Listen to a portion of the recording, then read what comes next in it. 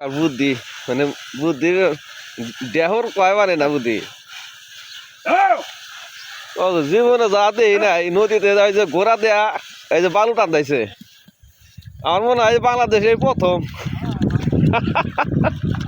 যে ঘোড়া দেয়া এটা কিন্তু এই জায়গায় ফেলাইবো পেঁয়াজ এই পেঁয়াজ ফেলাইবো ওই যে আর একজনে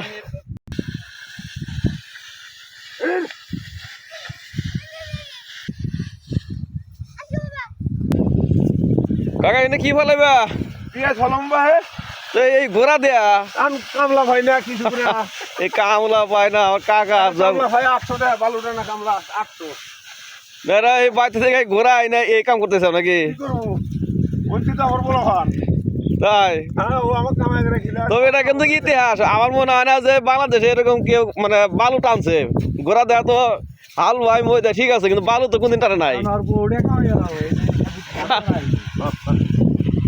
এই যে আমার কাকা বারণ ধরবো না কাকা ধরলো না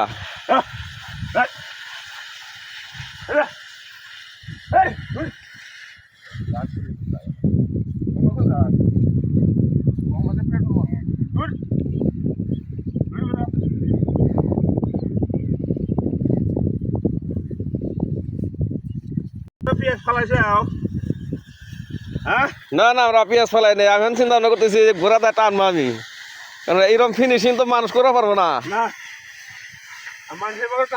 না না কারো যদি টানার প্রয়োজন হয় এরকম জায়গা যদি যারা নদীতে আবাদ করতেছেন তাহলে অবশ্যই আমার এই কাকার সাথে যোগাযোগ করবেন কামলা ফেলার গেছি কামলা 700 টাকা করে আচ্ছা 700 তাও বালুটা কাম করবো না না এরকম কামলায় তার এরকম ফিনিশিং করা পারো না এই যে নিচে যে ফিনিশিংটা হইতেছে এটা তো মানুষের পক্ষে সম্ভব না আর এই যে আমি বালু টানতেছি হ্যাঁ ঘোরা দিশাও পারে না বালু নিয়ে আসতে